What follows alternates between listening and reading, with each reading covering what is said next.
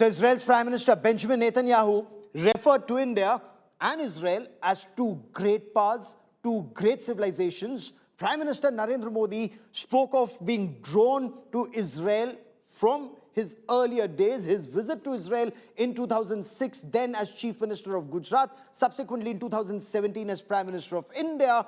How is this relationship being taken forward? What are the potentials of this relationship? Joining me now on this India Today special broadcast is Caroline Glick, International Affairs Advisor to Israel's Prime Minister Benjamin Netanyahu.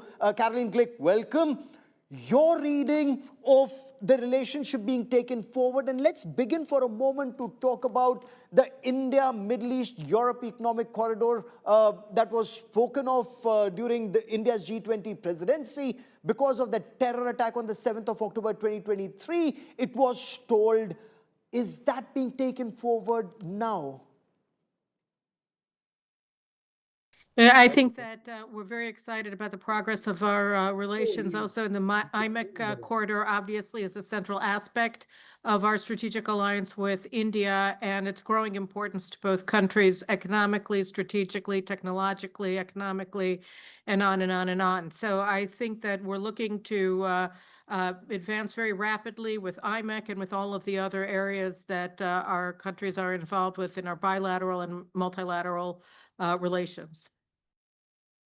And when Israel's Prime Minister Benjamin Netanyahu wrote of creating a hexagon of alliances around or within the Middle East, tell us more about this hexagon of alliances and the role that Israel expects of India in the regional security architecture.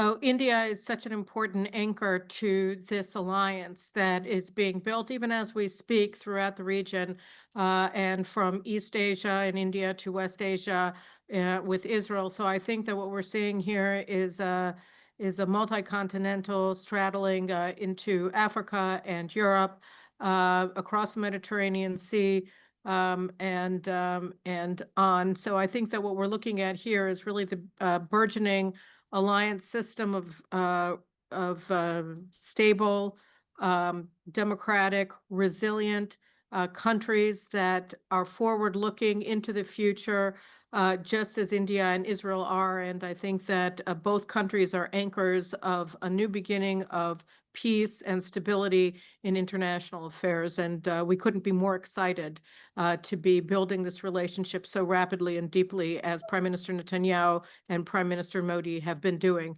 for so many years.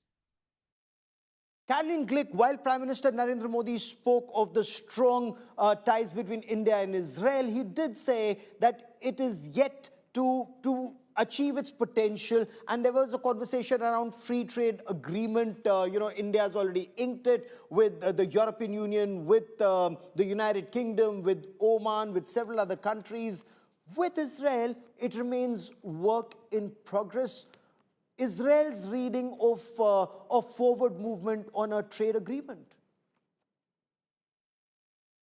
Well, you used to say that the sky was the limit, but now we're also cooperating in outer space. So even outer space isn't the limit of our actions. We're working on everything from the ground up, from agriculture and water technology up to quantum mechanics, quantum computers, quantum computing, AI, defense and security alliances. So we're looking across a whole swath of things.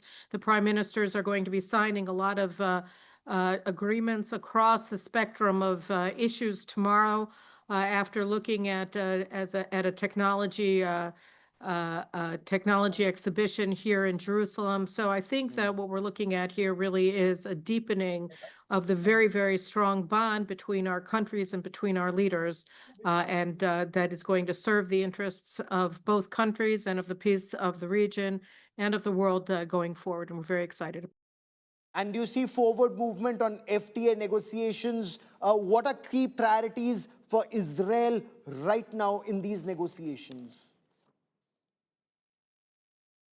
I think, again, both prime ministers have set out almost a laundry list of priorities, but obviously they straddle everything, again, from defense and security cooperation, partnership, to technology, to agriculture, to water, to people, to labor agreements. So we're running the gamut, the whole spectrum. This is a full partnership, not only of militaries, not only of economies, but of peoples as well.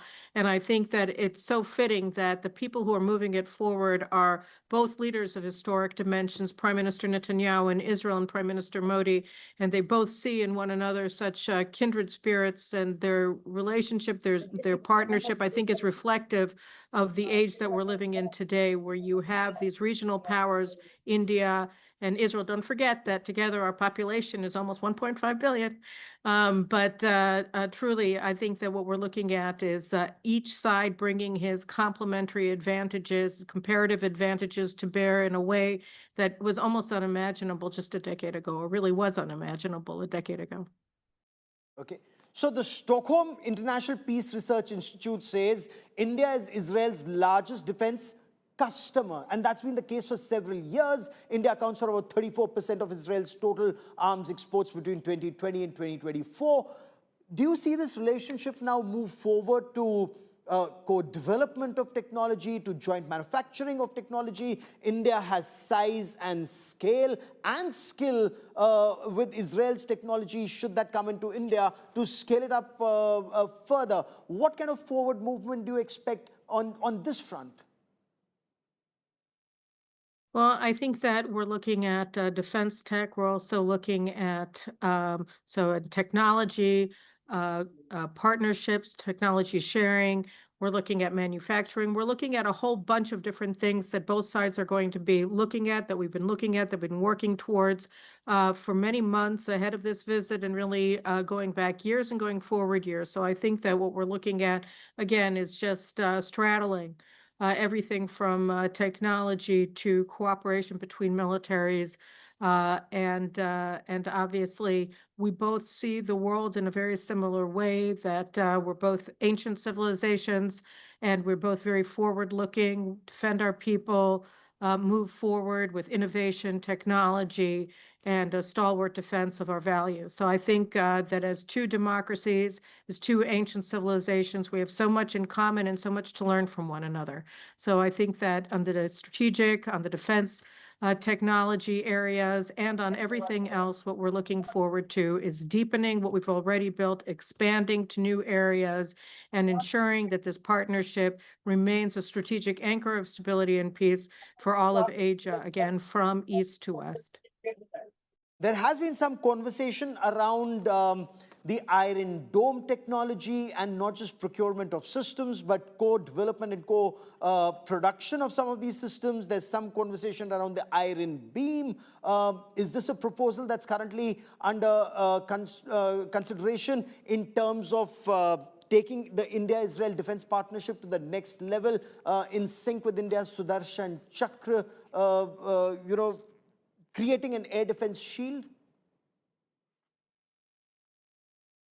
I don't want to speak specifically about this project or that project. I think that what we can talk about is the fact that we're working together at the cutting edge of technology, not only in civilian technologies, but also in strategic and defense technologies, security technologies. So I think that we can look towards both states moving in partnerships as we cross new thresholds in ingenious developments that are going to protect the Indian people and the people of Israel, and really protect the peace of our continent, of our shared continent, for years and for decades to come.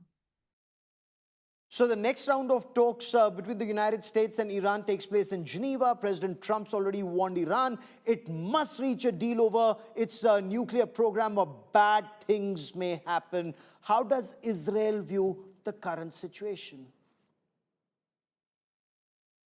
I'd prefer to just limit our discussion. I think we talked about that in the past about Israel and India. I think what we're seeing today is an historic event in both of in the bilateral history of relations between our two countries. I think that we should focus on the importance of that relationship, both for what it means for both of our countries, each separately, and also, again, for the wider region. I think that the partnership between Israel and India brings a level of stability and certainty going forward for both countries that obviously is going to have ripple effects throughout the region.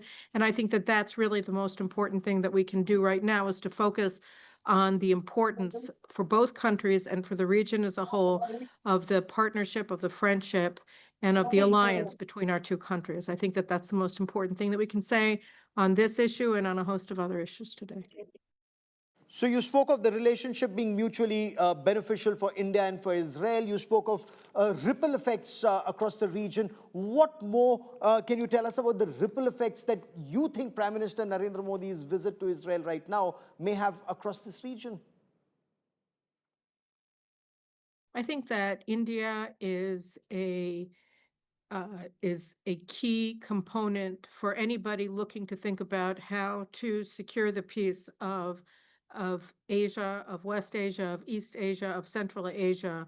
That includes, of course, the Middle East. That includes even aspects of the Eastern Mediterranean going into Europe. So I think that India's importance, not only to Israel, but to the wider region as a burgeoning power, as I think you have the fifth most largest economy in the world, Fourth. and of course, an enormous population with unlimited potential for growth. And I think that what we're looking at here is a relationship that's built for these times that we're living in and really for the ages. So I think that that's what we should be focusing on. That's certainly what we're focusing on today and tomorrow during this historic visit of your Prime Minister. And we welcome him. We're excited to have him back.